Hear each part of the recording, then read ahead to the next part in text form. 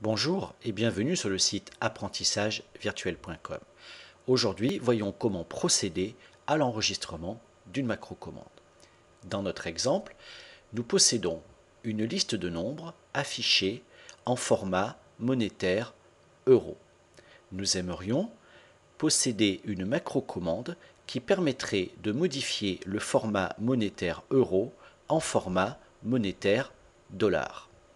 Cliquons sur l'onglet Développeur du ruban, puis sélectionnons le bouton de commande Enregistrer une macro.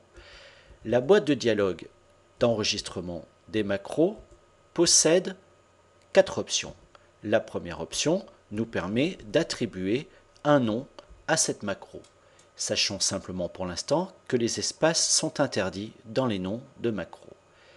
La seconde option, touche de raccourci, permet de déterminer une combinaison de touches qui permettra par la suite l'exécution de cette macro-commande.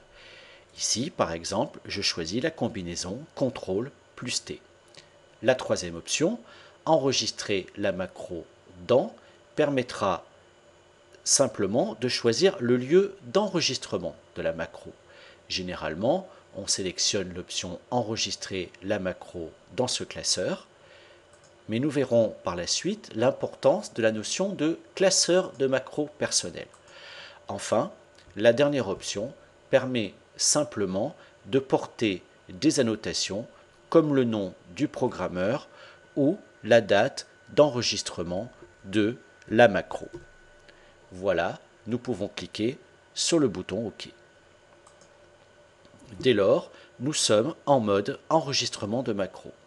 Nous constatons que le bouton Enregistrer une macro s'est transformé pour devenir le bouton Arrêter l'enregistrement. Ce bouton Arrêter l'enregistrement se retrouve également en bas sur la barre d'état d'Excel. Lorsque nous aurons procédé à l'enregistrement de l'ensemble de nos actions, il nous faudra cliquer sur l'un de ces deux boutons. Procédons à l'enregistrement. Je vais sélectionner ma colonne de nombres, choisir l'onglet Accueil, puis me rendre par l'intermédiaire de la commande Nombre dans la boîte de dialogue Format de cellule. Dans la catégorie Nombre monétaire, je vais modifier à l'aide de la liste déroulante le symbole monétaire utilisé. Validons la boîte de dialogue. Apparemment, la conversion s'est opérée convenablement. N'ayant pas d'autres actions à rajouter dans ma macro, je vais cesser l'enregistrement. Voilà, je dois maintenant passer à la dernière étape, tout à fait fondamentale, l'enregistrement du classeur.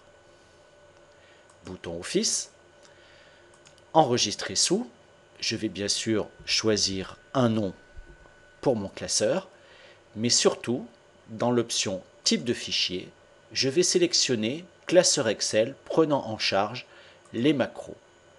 En l'absence de cette précision, la macro ne serait pas enregistrée dans le classeur.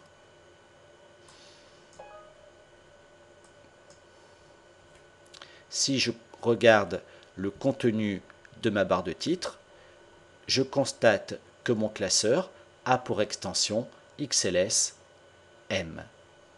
Voilà, cette leçon est à présent terminée. Merci de l'avoir suivie et à bientôt pour une nouvelle leçon.